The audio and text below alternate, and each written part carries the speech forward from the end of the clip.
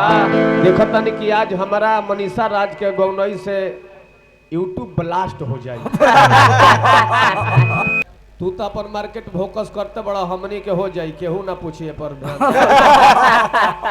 ऐसे तारा हाथ में गौनई बा, तू बना ले बता अच्छा बना तो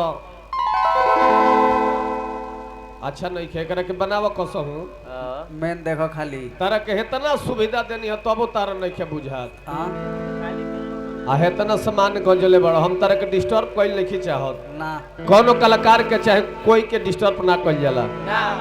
हेलो रह दो इतने पर रह दो, ठीक बा।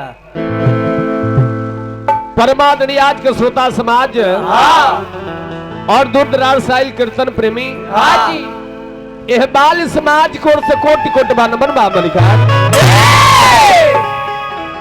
आप सबसे चिरोरी बार रिक्वेस्ट बा, विनती बार गुहार बा, कृपया सब शांति के दान दी लड़का के बात पर बबुआ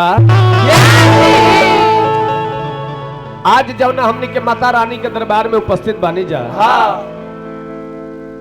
यह माई के कृपा से सब जनता जनार्दन हमने के एकाग्र चित्त मन के आ सभे लौलीन भक्ति में बा, जहाँ 24 घंटा महामंत्र के जाप भी करा देनी जा।